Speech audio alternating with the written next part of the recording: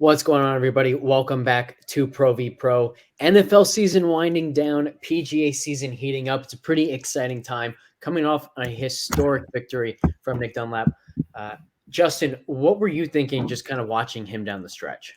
It's funny because I texted a couple of my buddies and I was like, you know what? It's been like 6 weeks since I've hit a golf ball, and this is kind of getting my juices flowing. Like, you got to try to make a big run at the AM scene this year. And I was like, this is pretty fun to watch and just kind of enjoy, even though, like, anybody that listens know I'm not a huge proponent of these super easy golf courses and that kind of golf. It's just fun to kind of get the juices flowing again. And like you said, you can kind of feel NFL winding down, and then, big year from my Rangers and baseball. And so now we're kind of move into the golf season. Mm-hmm. Did you think, speaking of how easy the golf courses were, did you think the ease of the courses helped him or hurt him? Because it seemed to me a little bit like it helped him, as in he never had to worry about giving too many strokes back. Of course, he ended up doing that on number 7. For the most part, not a lot of high stress golf shots on that course. And yet at the beginning of the week, I would have said it would make it harder, because I think there's a difference in, and you certainly know this as well, like being able to go extremely low is its own kind of skill, if you will. Whereas at a more difficult golf course, you could almost see him like not even realizing how well he was playing. But when you're shooting 10 under par or something like that, holy crap, this is quite a golf round that I'm putting together. Yeah, and it definitely showed. I think the ease, the nerves he got away with the really bad shots, right? There's a lot of courses where he may have been pitching out, or here he just now has to hit it to the center of the green in 30 feet instead of having no shot whatsoever. I would say that definitely made it easier, simply because nobody in the final group was firing at him. I think if Burns or JT, one of them, gets super hot early, I think you kind of see a change of pace. But, all the heat was coming from guys in the second and third to final group. So it made it a little bit different, although Burns made a late run. Speaking of which, did you see Burns on like the first hole doing aim point right in Dunlap's line? Like, was there gamesmanship there? Do you think that was just like a sure? Like, I didn't see that, but standing his right, like he's straddling his own line. They both kind of hit it over the green. And I was like, he's literally, his right foot is, if it's not in his line, it's really, really close. Like, it's enough to where if it were me, I'd be like, dude, like, let's not do this anymore. Or, you know what I mean? Like, and I don't know if it was just, hey, I got a 19-year-old kid here and I'm going to just do whatever I want type of deal. Or you see it all the time from Keegan, I guess, too. They just, like, the standing in line stuff has gone by the wayside. So in terms of what he gets with this victory, some really big ones. He's in the Masters regardless, because there are a lot of like exemptions that may carry over for amateurs, and then they don't carry over if you switch to a pro. But from winning this, he's in if he turns pro, and if he doesn't, he's in from winning the USAM. So he's got that covered regardless. He's now fully exempt on the PGA Tour through 2026, and interestingly, he gets into signature events right away if he turns pro. So how easy of a decision do you think this is, or difficult of a decision for him, whether he wants to stay in school or turn pro immediately? It has to have some of the reason that he withdrew this week, in my opinion. Yeah. I think with what the career change that he got, he's got to be going home and be like, all right, like, I'm going to take this week off because I'm into Pebble as an elevated event. So I would be very shocked if you don't see him at Pebble as a pro. I don't know why you wouldn't. Golf is not like these other games, these other sports. You better go ahead and get it done while the iron's hot, right? I mean, there's golf doesn't owe you anything, and it could go away in a hurry. And he's got a really good chance of making a really solid career. Don't be so naive to the situation of like, hey, I'm just this good and I'm going to win again. Now he may, which is great. I'm not saying that he won't. I'm just saying golf can ask Will Zalatoris what he thinks in the grind he's had coming back and stuff like that. So it doesn't owe you anything. You got a chance to make a lot of money early in your career and go from there. If you want to, if school is that big of a deal, like take classes in the off season or whatever you want to do, there's plenty of time. But don't miss an opportunity here to do everything else. I get it if you wouldn't be into the Masters, to lose your AM status and all that stuff. But he's in anyway at this point. You've got to do it, in my opinion. Yeah, I think I agree. And to me, the thing that like really tips it over the edge is the fact that he's in the elevated events. Just you have a handful of events now where you're getting some kind of purse out of it. Like it'd be one thing if he felt, I won this week, but if I just go on tour, like what if I do poorly and I kind of have to reset and earn my way back on the tour a few years later or something like that. But he has guaranteed earnings in these elevated events. Got to think he's going to get a pretty nice sponsorship deal as well, pretty much right away. He might already have one with NIL. I'm not entirely sure how that works, but you got to think that he's pretty much got it made now. So yeah, there's really no reason that I can see why he wouldn't make that jump. I think maybe just like the human element is the hardest, where he probably has a group of guys, his teammates, that he really feels connected to and wants to be there for them and would feel like he's abandoning them. That's probably the hardest part about the decision. But as far as like the logic of the decision, I think it's pretty clear. And I hope, and maybe that's why he went home this week and WD, and he's going to go tell them in person, like, hey, I've got to do this. And to be honest, if anybody says, no, you shouldn't, then they're probably not that good of a friend anyway, right? Yeah, so, like, absolutely. If they're telling you not to do that, then that's probably on them. So, I don't see why you wouldn't. I think this also answers the question of once you enter an event as an AM and you win, you can't take that away and just say, all right, I'm going to be a pro. I want my 1.5 million or whatever. Yeah. I mean, Bezenhut just made 1.5 million for finishing second. Like, what a payday for finishing second, right? So, absolutely. You get that question all the time. Hey, once you enter as an AM, can you turn pro once you get in? I think, obviously, like, here's a $1.5 million reason that you can't do that, I'm going to guess. So, yeah. So let's talk a little bit about like how we view his prospects on tour. Let's say he turns pro. Does it feel to you like this is, kind of just somebody who maybe we'll see on leaderboards every now and then, but this was really just like out of left field and he's going to have a tough time recapturing this level of success? Or is he just this good and we should expect to see him consistently on leaderboards moving forward? So I hate the fact that he did it at this golf course because I think that it tells us way less. But that being said, he won the USAM, which is, if anybody knows how the USGA sets up golf courses for the USAM, it's hard. So he's proved that he can play on really hard golf courses as well. So I would say it's obviously not just a shot in the dark. You don't win the USAM by accident. I think he won the North-South AM. Like, he won 3 or 4. He won the Junior AM as well. So he's proved that he can compete on hard golf courses. I don't know what his transition will be to pro. That's a great question. And there's some people that the transition is much easier than others. Proving that he can win now, I think I would lean to the side of, hey, I think we'll see him around for a while. But that's we'll find out, I guess, is the best way to look at it. Yeah, so a couple of things here. He's a sophomore in college. He won once in the spring last year. He then won the Northeast AM, the North and South AM, the US AM, and then in the fall back at college has a T8, a win, 2 second-place finishes. So this is not a guy who is unaccustomed to being at the top of leaderboards, knows what it's like to get the job done. I seem to think that he's just this damn good.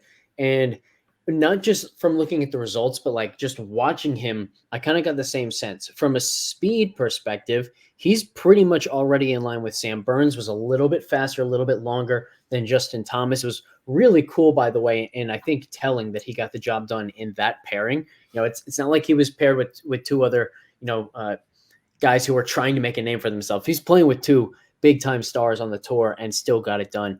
And then I think his putting was the most impressive thing to me, even putts that he missed. I think the first 2 putts he hit all day, he didn't quite have enough pace to them, certainly weren't the kind of putts he wanted to make. For the rest of the day, it seemed like even the putts he missed were solid struck. They were committed putting strokes. And he had a lot of short ones. Not a single one like lipped in. They were all just dead center back of the cup. I was really, really impressed with him on the greens. And I think that maybe makes him like a step ahead of some of the other elite talents that we've seen kind of break out over the last few years at such a young age. Yeah, it seems like nowadays that people are so good tee to green, and if anything holds anybody back, it's their putting. I mean, he Right. knocked that one in to win on the last hole. It was just as pure as you could ever hope for, especially given the situation. Yeah. And the other thing there is like in 5 years or something, he might have another 5 to 10 miles per hour ball speed where he's sitting 190 and going above that. We keep hearing about this wave of young guys that are going to come up, and 185 is going to be the new, 185 is going to be the new 175 for ball speed. Like Dunlap might be one of those guys already. Yeah, I don't know if it'll get that out of control, because I think that golf in general will figure out a way to kind of bring that back into one. But yeah, it looks like he's primed for the future. And I mean, as a parent, as a father of two boys, it would be hard for me to not sit down and be like, bro, this is your time. Like, let's, I don't know what kind of family life he comes from or anything like that, but I know what we come from, and nothing's taken for granted. And you've got a real chance to make your mark at a really young age. Mm-hmm. What did you think of Sam Burns and Justin Thomas? Burns ends up falling outside of the top 5. So still, other than the match play victory last year, not a single top 5 since the start of last season. But did it feel to you like he was back to some degree? And same question about Justin Thomas. Yeah, I mean, he's in my conversation for this week. I think this week is maybe a little bit better golf course for him. He's proved that he can get into the conversation here and compete here before. I think he led right after 54 holes last year, the year before. When Homa ran him down, he had like a 5-shot lead, and I think he shot 75 the last day. So I think you're gonna, from what I saw, I would be surprised to not see him contend again this week. I think I agree with that, and I think on the Justin Thomas side of things, it's really interesting to kind of take a look at his numbers now. This is 5 straight really solid starts for him. For anyone who plays underdog best ball, I've been doing a lot of those drafts recently. I think Justin Thomas might be the most undervalued guy right now, where I'm getting him the 3rd, maybe even early 4th rounds. And he's already showing signs that he's like maybe a top 5 golfer again.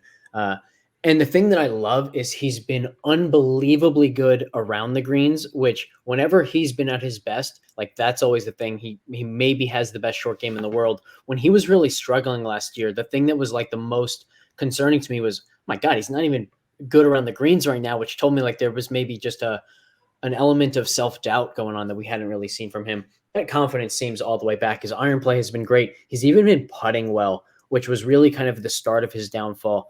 We talk so much with Scotty Scheffler about the idea that, eventually, if you putt poorly enough for long enough, it kind of seeps into your long game. That was really the case with Justin Thomas last year. So the fact that the putter is also working, I'm really, really encouraged with his play. I think more so than I am with the bounce back from Sam Burns.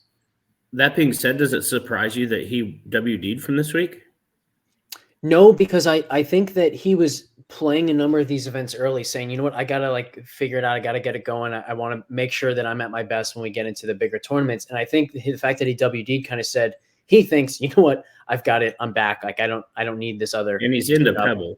Into it. He's into Pebble as well. I think he moved up to top 25 in the world. So even if he falls out of that top 5 of whatever this series is, he's still into Pebble. So maybe this is just his week off.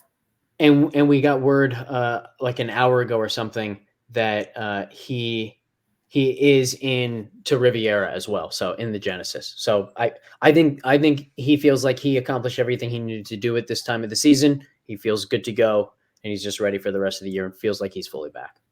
Yeah, I don't know. There's part of me, I agree. I mean, looking at the big picture, sometimes though, when you struggle and you're like, oh man, like I finally got it going, you kind of want to ride that hot wave. Maybe he's the exception to that rule, especially considering this week is so hard, both physically and mentally. Yeah. It's been widely documented as one of the tougher walks of the year. I think it's the longest course they play, and it's at sea level. Mhm. So I don't disagree if he thinks that he's got it figured out. I just kind of look for him to be like, all right, I'm playing good finally. Anybody that's been through a funk will tell you when you get out of it, you just want to keep going. So I think that's fair, but I mean, in his last 5 events, they've been September, November, December, January. So it like he's already played uh, and played quite well now for a sustained. Now he's only playing once a month because of the schedule at this time of year, but he's sustaining the success. So I don't think he feels like it's something that he just like has in a bottle right now and needs to keep that going. I think he fully feels like he's back to just being the Justin Thomas that was one of the best in the world for over a several year stretch.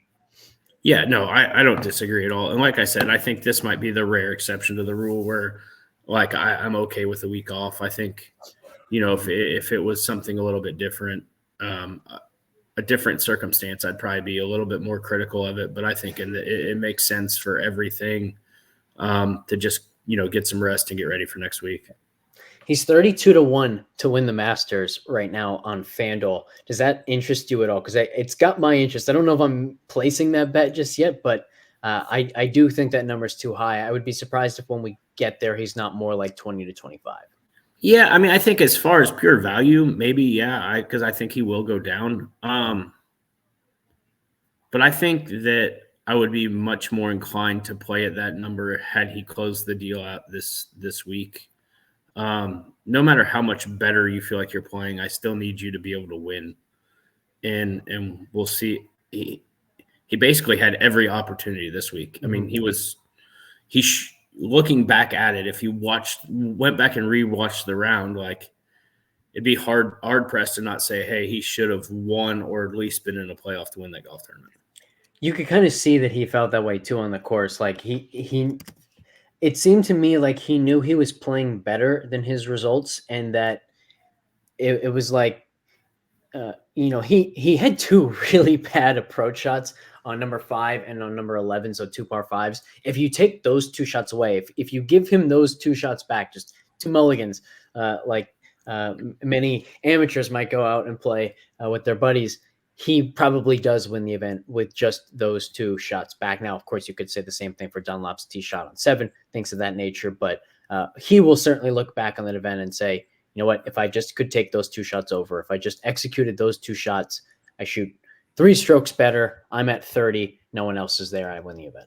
Well, and we talk about this a lot, but those are high leverage shots. And the fact that he hit bad shots and what he knows and every golfer knows is a high leverage shot is kind of discerning to me. Like, I just hope that he figures that part of it out, because that's what I care about a lot of times is how you hit those shots when I mean, like you said, that's a 2, how people are going to often say, how can 2 swings make up 3 shots? Yep. But, these second shots into par 5s, you're looking at 2, 3, even 4 shots difference of a good shot to a bad shot.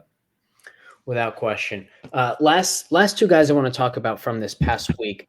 Daniel Berger, Will Zalatoris, both coming back from an extended absence. Obviously, Berger's was longer. The interesting part with Zalatoris is, like, even before he actually had to take time off, his game was kind of in shambles, whereas Berger was hurt when his game was kind of at tip-top shape. What did you think from watching those 2 guys? Did it feel like Zalatoris took a big step forward, and were you impressed with how solid Berger's game was right away? I would, although Zalatoris, and I bet that matchup, Zalatoris over Berger, I was extremely impressed with the way Berger came back. I think he's hitting his ball straighter. It's still curving the direction that he knows it and wants it to curve, but he's hitting it straighter. His iron shots just seem to be better. They even made a comment on the broadcast about he's not hitting it so flat. That tells me that he's going to be able to compete in a little bit firmer greens and that kind of situation. Zalatoris, I think it's just a good golf course for where he is right now for him. Yep.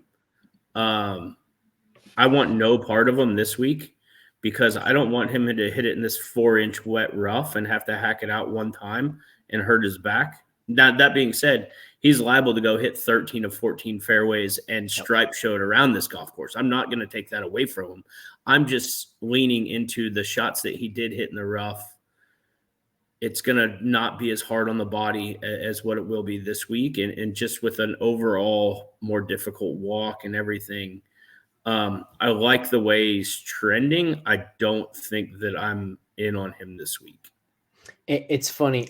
I kind of take the opposite approach there, where I think this is exactly the type of course that Zalatoris can win, just because it's the type of course that you can ball strike to death and really create that advantage. Now, are we going to see him like return to that form of just dominating fields with his ball striking? I don't know, but I think there's enough of a chance that will happen, that at least like he's one of the guys that I'm considering for my bets. But before we get into that, let's talk about course fit.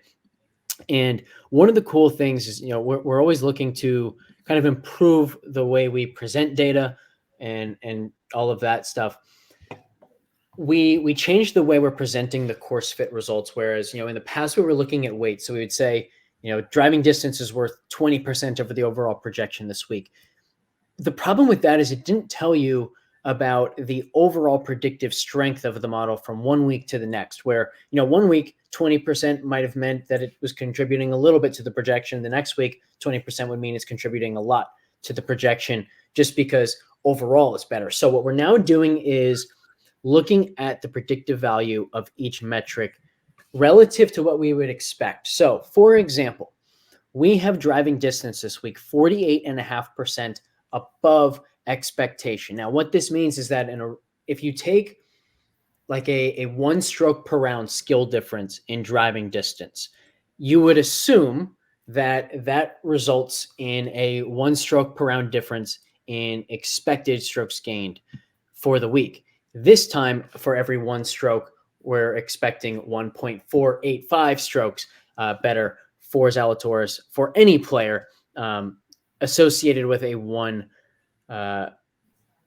stroke per round difference in expected strokes gained driving distance. So it's a better way to look at it. And the course fit this week, we know, is super powerful because we've got driving distance 48.5 percentage points above expectation, driving accuracy is 15 percentage points below, with an approach 13 percentage points above, around the green 138.5 percentage points above, and putting 33.8 percentage points above. So anytime we get the metrics all above 0% or most of them above 0%, we know, okay, at this golf course, it's really about talent. I think a really good way to look at it.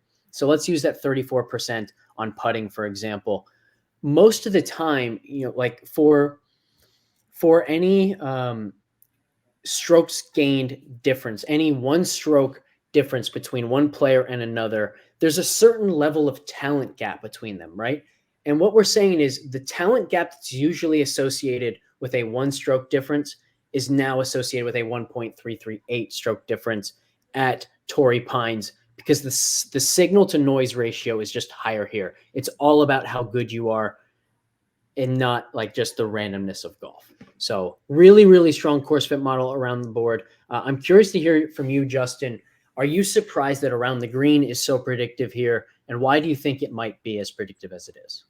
So my argument with the around the green stuff here is it's so different than other golf courses. The thicker rough, it's a different skill set of chipping than even chipping last week, right? Where there was basically no rough. Yep. Like you're hitting much different chip shots. So I know that it's super valuable. That being said, I'm not sure that it's the same players that are as good at this type of chipping as maybe where the benefit of like the tight lie chipping, where it's much more difficult. Here it's a much more of, and I know people have heard me talk about this before, it's much more bunker shot type of chipping. You're not going to see many people just like lay the sod over it, embarrass themselves chipping. I think that this is a really important discussion, because I think it gets to the heart of why our model is a predictive one and not a descriptive one. So basically, when we talk about predictive versus descriptive, like if I were to say, hey, it really seems like guys who do well here are guys who get up and down well at Torrey Pines. In that case, that would be descriptive, because I'd be saying, that's what they do at this event. And then I'd be implying that we want to look at the guys who are the best around the green. What our model does instead is it looks for the signal of who's good at what and what skill sets translate into success here. Not necessarily what they do at Torrey Pines specifically, but what are their skill sets and what translates into success here.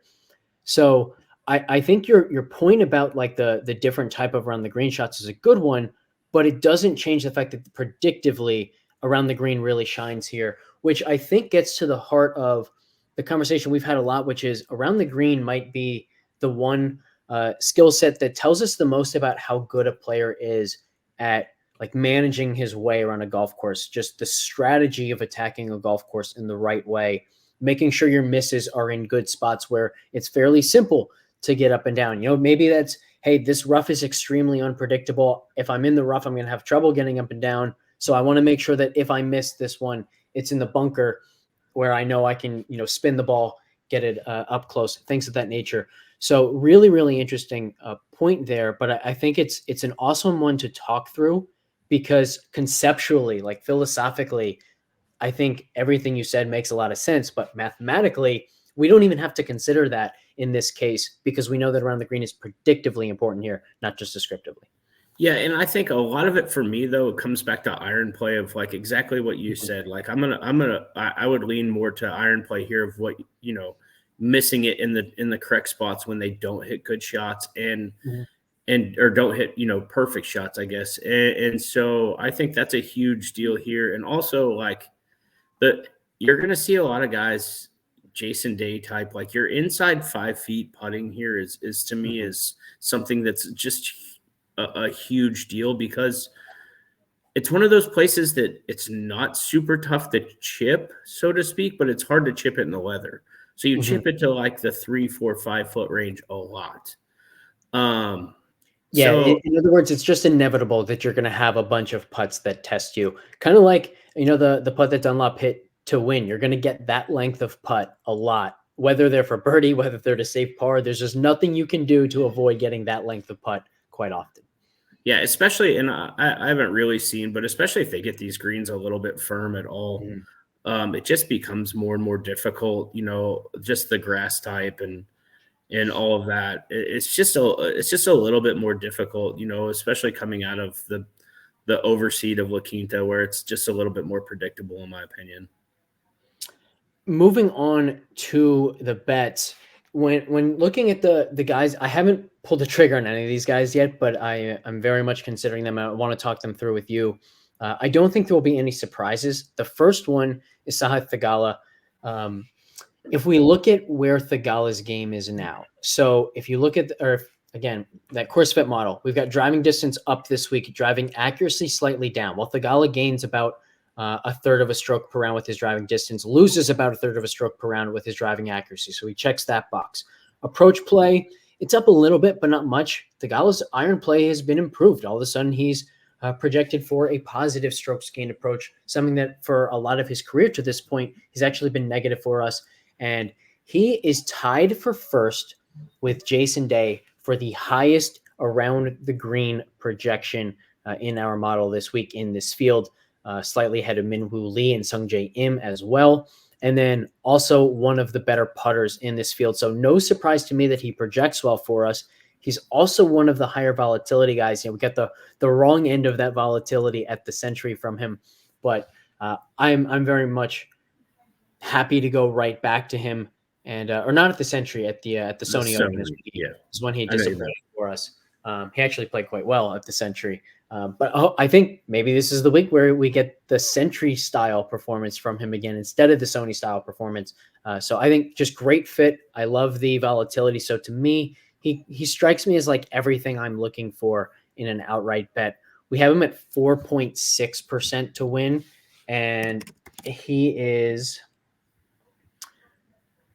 Let's see, what is his most recent number? He's 35-1 to win this event on DraftKings and FanDuel, 33 on BetMGM, 33 on both BetRivers and Bet365, where you can also get the each ways. So I think that I'll be betting Sahith Theegala on both BetRivers and Bet365, taking advantage of those each way bets. What do you think of those?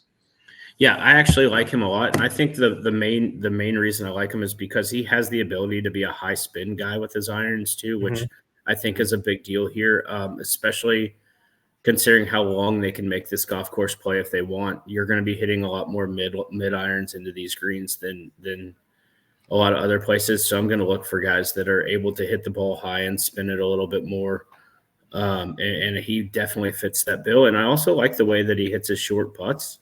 So I think you kind of combine that together. I 1000% can see him competing here. But I think that knowing that, coming with that, you're going to get the volatility where he may miss the cut. I don't, so the guy that I like that's kind of in that same range is the guy that I just missed an outright on last week in Europe is Moronk. I think he hits the ball. He hits it really far. He's kind of underrated when he comes over here. Nobody really knows as much about him. Has the ability to do the same thing, hit the ball high with a lot of spin, hits it, like I said, pretty far. So I think he's in good form. I hate the travel. Everybody knows I'm always a proponent of how your body reacts of, flying across the world. So same idea. I would guess he's probably about the same number. I haven't even looked at numbers, but he's got to be right around that 30-1 area. Well, let's see exactly what he is. Ronk he's up at 60-1. So if you liked him in that same area, you're going to really like him at 60. Yeah. I like the point that you made about the high spin. I think another important point with the Gala, and I actually meant to make this point in the course fit discussion. One of the reasons why I think around the green play is so emphasized this week is because guys are going to miss more greens. So one of the difficulties with strokes gained around the green is in a typical event, like think of this past week, guys just don't get that many chip shots. They don't get tested that often because most of the time, fairway, green, putt. You have to make a mistake to have a chip shot. Whereas at a more demanding golf course like this, you're just going to be tested more there. So in a typical event, the more Thigala has to use his short game, it's like, yeah, when he uses his short game, he gains on other people. But most of the time when he uses his short game, it's only because he just lost to the field with his either driving accuracy or approach play. This week, he's in situations where he can gain with his short game without having lost in his long game. So I think that's another reason why he really jumps to the forefront this week. And why around the green as a whole just has such a magnified weight this week. It's because typically it's just not utilized that often, at least when somebody is playing well. Now, you do get some exceptions to that rule. Like we talked about at the Century a lot of the time, short game there isn't about saving pars. It's about making birdies on the shorter par fours or the par fives, things of that nature. But I think that's a really key point as to why it matters so much this week, and not just that it matters, but it can really translate into winning and not just getting through the cut line or something like that. Next guy for me, and again, not a surprise, Keegan Bradley. I bet this guy all the damn time. We've got him at 3.6% to win. So interesting. We have him less likely to win than Thigala, and his number is actually a little bit shorter. He's 33-1 most places, but if you want the each way, you got to go down to 30-1.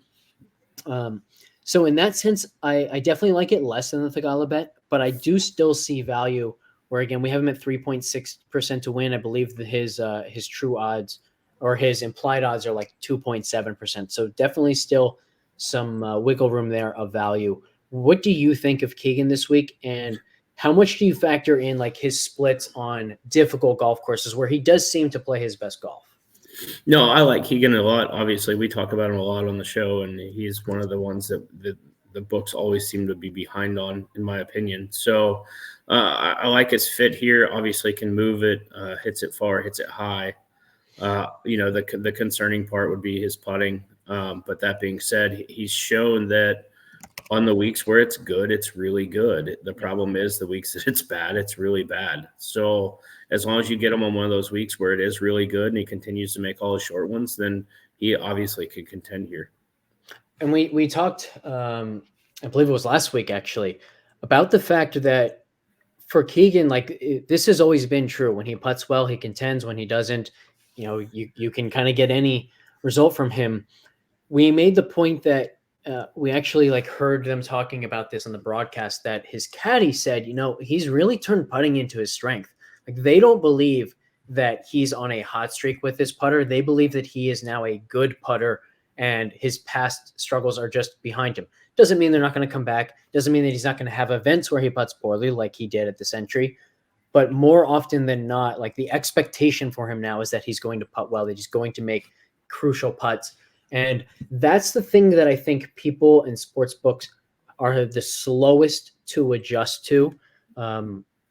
Where we now have Keegan, for example, projected for 0.28 strokes per round gain with his putter.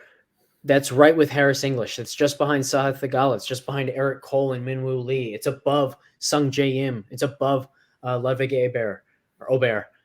So like we believe that he's a really good putter now, and that's part of why he's consistently projecting well for us. And then like Theegala as well, his volatility it's a feature, not a bug for him, where like you might be turned off to him if you've tailed us every single time that we suggest either betting on him or using him on DraftKings, because when it goes bad, it can go bad, and he can ruin otherwise really good DFS lineups. But man, that volatility also is the reason why he contends as often as he does. It's the reason why he can win an event with a field as strong as the Travelers last year when he won. It's why, he can contend, a few weeks ago when it didn't feel like he had his best stuff for a lot of it.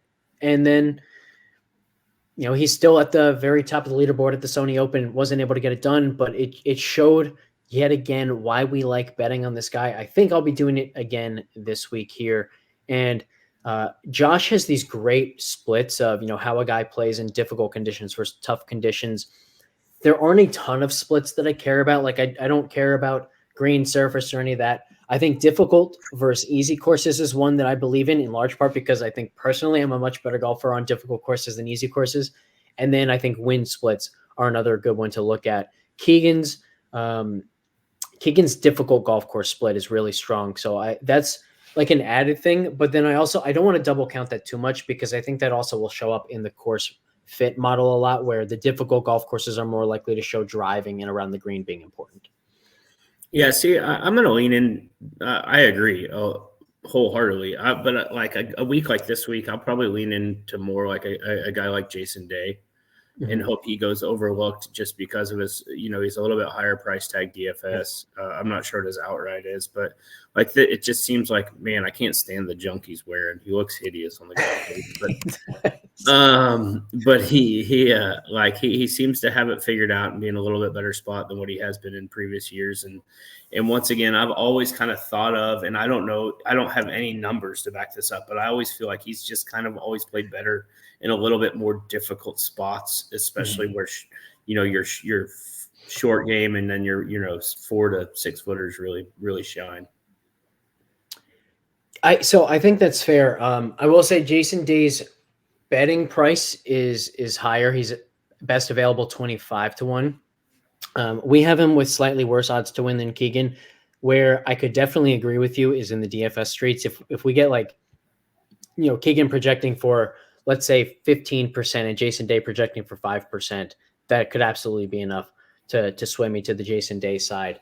But we'll see what that ownership looks like once it comes out. We'll hopefully have that either tonight or early tomorrow morning. Typically, I run the first run like Tuesday afternoon to Tuesday night. With the Wednesday start this week, we will try to get that out as early as possible.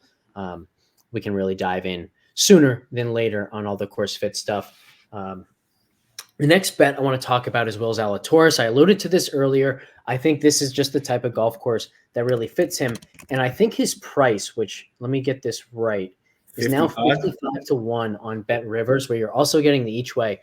Like, to me, this price says this is a guy coming back from injury. This is a guy searching for his game. And it does not leave open the possibility that he really got back on track last week and can take that next step back to the golfer that we've been accustomed to seeing from Will Zalatoris. Remember, he was in contention here a year ago. Like, this is absolutely a golf course that fits him when he's on his game. I just think this 55 number does not include the possibility that he's not necessarily even 100% back, just 90% of the way there, in which case he could absolutely make a run at this win. Yeah, I don't disagree at all. My take is different this week, whereas I'm going to look for some regression this week, because of the physicality of the golf course and the walking.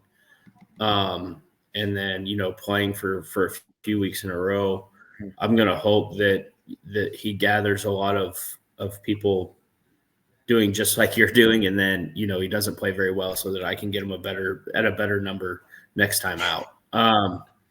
That's just the way that I think of it because of the physicality of in the situation. I would like him a lot.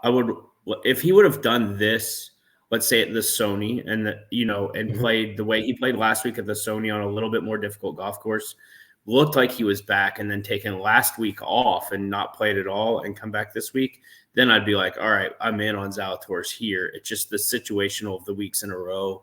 And this, if he can hit high quality iron shots into these greens and still have to rely on his short game. And I'm just not sure that I'm ready for that kind of stress. I absolutely agree with you there. I think his lack of a strong short game is definitely the biggest cause of concern for me. Now, the flip side of that argument, I think potentially why he's a better outright bet than he is a DFS play is because if things go his way, if he's ball striking the way that we know he's capable, then there's going to be less demand on his short game because he's just going to be hitting so many more greens than most of the field.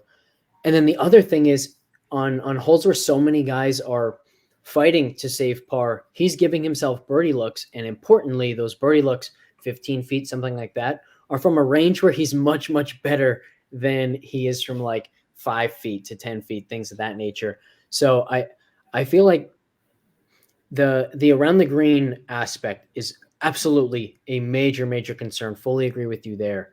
But I think that if things are going his way, if he's playing well, in other words, like the better he plays, the better of a fit he is for this golf course, which to some degree is just like a duh. Isn't that true for everybody? But not necessarily, because the better he plays, the more he's avoiding his biggest weakness and the more he's leaning into the part of his putting that is strongest, which is, when speed is more important than the line, which you get once you're outside of like 10 feet. Yeah, for sure. I was just looking at trying to find his price on DraftKings. 8,000. Okay, yeah, and Berger right beside Berger at 8,100. Yep. It's just an interesting spot for him, and I get it. Like trying to be ahead, we talk about it all the time of trying to be ahead, and it's a chance to be ahead because if he goes out and plays the way, let's say he doesn't even win, but goes out and plays the way that we know he's capable of playing, and he finishes fourth, we're not seeing a 55-1 again, maybe ever. I don't see a spot where he is, any better than say 30-1 ever in any field. So a non-elevated event, you get 55-1. I'm not arguing with it. My take is that I think this is the wrong place for him. For where he's at physically. I hope he proves me wrong because I really like Will and I hope he gets back to form.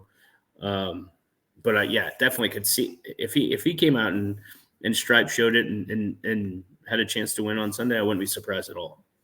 On the DFS side of things, it sounds like you haven't been able to look through. I mean, pricing came out like an hour ago for anyone watching. Like we're recording this Monday at 3:00. So pricing's only been out for an hour or two, but is there anyone that you can kind of see developing into a core play for you this week? Alex Smalley is like 7,200, the first person I saw.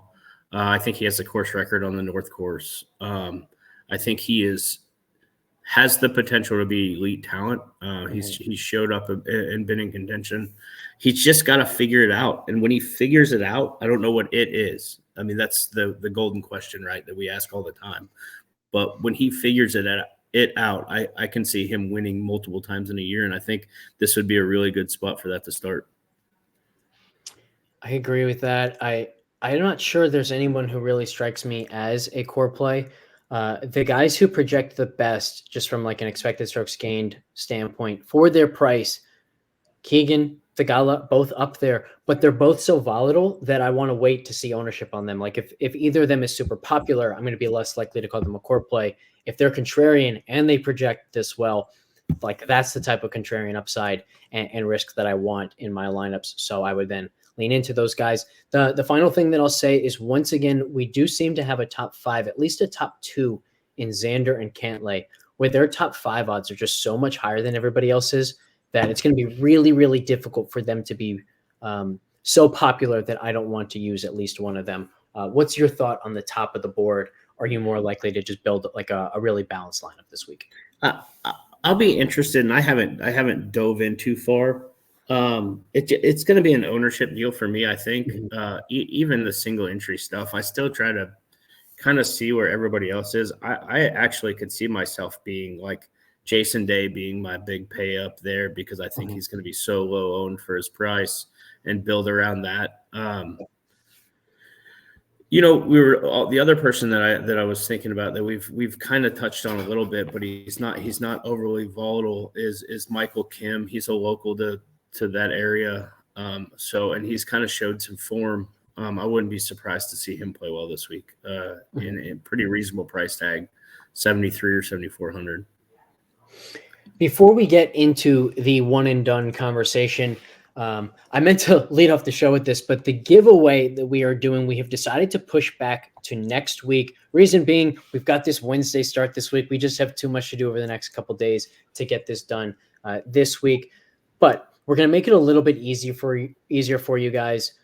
All you have to do is like any of the YouTube shows so far this season. You could do this one, you could do previous ones, whatever, and then follow FTN Fantasy on Twitter. You do those 2 things, you're in the running. If you want some bonus credit, you can make things even easier on us by, hey, send me a DM on Twitter, send me a DM in Discord, or just, tag me on Twitter, whatever. If you have like a different YouTube username and a different Twitter handle than you do in chat or whatever, and it would be helpful to us if you just let us know that, hey, I'm this on YouTube, I'm this on Twitter, I've been a subscriber for however long, or if you haven't been a subscriber, whatever, that will also help us out and will give you extra entries in the drawing. Again, that's a free short game lesson with Justin, a free long game lesson with me, both of those things up for grabs. So definitely get into the giveaway. Justin, let's dive into the one and done this week. We did better last week with the JT Poston pick. Obviously, haven't gotten the win that we're looking for just yet. Do you want to stick with the strategy of, hey, we're not at the elevated events yet. We've got a lot less money up top, so let's stay contrarian and let's leave the big guns, if you will, for later events? Or do you want to take a more aggressive approach this week?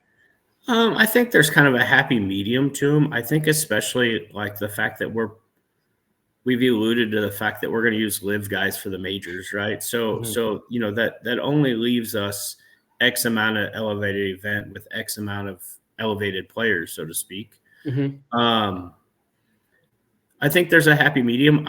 I'm awfully disappointed in Poston's Sunday because I felt like he was in a spot to really make a run. And I'm not saying that he could have won, but he definitely could have got into the top 5.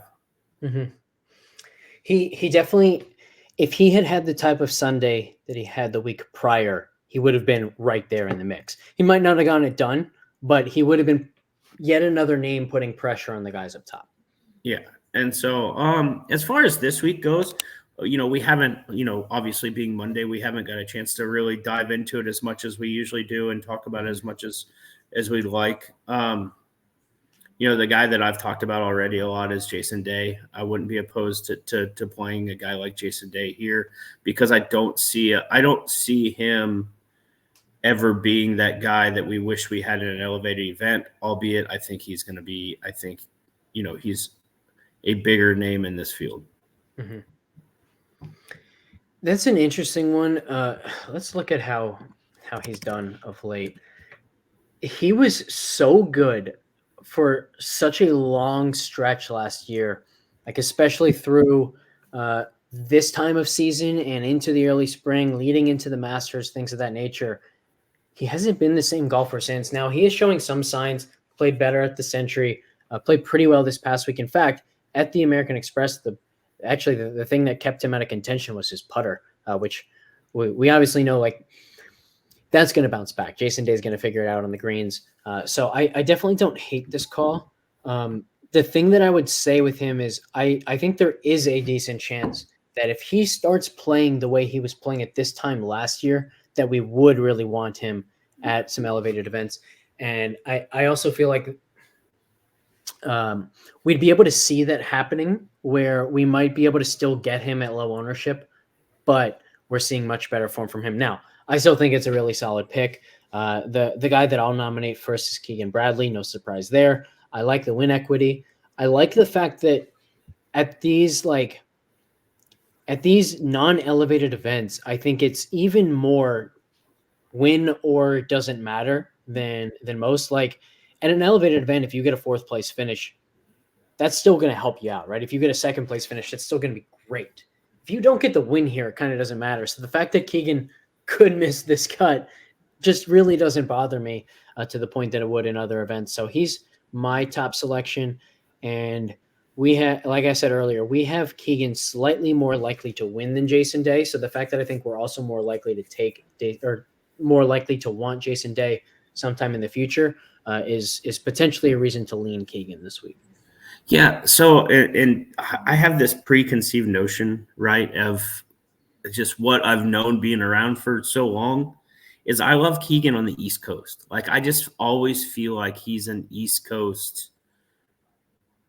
Like, that's where he seems to shine is in the Northeast, and that's just where he seems to play better. And I always feel the same way about Jason Day on the West Coast. I always just, for some reason, I'm like, hey, I expect him to play better. And I think last year showed it. I think he played better early in the year when he was on the West Coast than when it transitioned to Florida, or even anywhere in the East Coast, for that being said. So I think that I really like Keegan here. I just, in my mind, I always think of him as somebody like, hey, we need him at, a TPC Boston or a Travelers or, like someplace in that area that's not an elevated event and like I said, that's just the fact that it just seems like that's the way that I've always noticed everything and the way it happens. It's a really hard field this week, in my opinion, because if you don't play a Jason Day or a Keegan Bradley in that range, we don't have a Thagala to play. Mm-hmm. Like you almost are either punting and playing a guy way down that's, a 50s, 60s, 70s guy, or you just go ahead and pay up and play like a Schauffele and just say, hey, I'm counting on your top two is so much better than everybody else.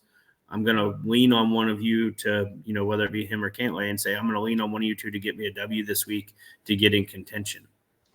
It's interesting you say that because my next one is actually Schauffele, and it's kind of exactly what you just said there. So for some context, we've got Colin Morikawa third at 6.1% to win, Cantlay at 7%. Schauffele's like kind of in his own tier at 10.4% to win. I don't think we'll see Schauffele at this win equity very often this year. We might see him at this number in some other non-elevated events if he plays those, but we certainly won't see him over 10% to win an elevated event unless, of course, he starts winning and playing even better, and he just rises the ranks and goes up and up and up in our projections. But if he's this same player throughout the season, we won't see this win equity for him. And I think that enough people are going to say, you know what, I want to save Schauffele, Cantlay, Morikawa, that we could get him at really low ownership. And I think it's evidenced by the fact that, last week, let's actually bring up some of the ownership from last week and take a look at that. So we had Cantlay 3.9%, Schauffele 2.7% this past week. We had Scheffler 0.3%. So people really aren't going to the top this early. Everyone kind of has this same thought process. So I think that my rankings would actually be Schauffele 1, Keegan 2, and then I'd go to Jason Day. Yeah, and the other thing is, like, it's not like we're playing 30 elevated events. Like, we're going to have enough good players that – and the other thing is a lot of those, we're going to look for even more win equity, because basically win equity, what we're looking for is really low rounds, right? The guys that really go out and take it. So – I'd be okay playing, a few more volatile players at the elevated events, trying to get that win equity, and taking a guy like Schauffele here and trying to leverage the field of getting the guy that's, projections wise, the clear cut favorite. Yeah, I'm also not sure that people realize just how good Schauffele has been. Like his performance at the Tour Championship, for example, was phenomenal. It was good enough to win a lot of major championships, if not most major championships. Hovland just went nuclear, and he ran into some buzzsaws at that time, but he's been unbelievably good, and consequently, like he's somebody who, if you looked at basically any point in time over the last couple years, he was in line with Cantlay or slightly behind Cantlay in our projections across the board. He has now surpassed Cantlay, and not by just a little bit. He's also like a full quarter of a stroke per round better in our projections, which is a larger difference than Cantlay to Morikawa again, which is second to third place. So I think people aren't quite aware of just how much better Schauffele has been and how high his win equity is this week. I'd really like to use him this week in one and done.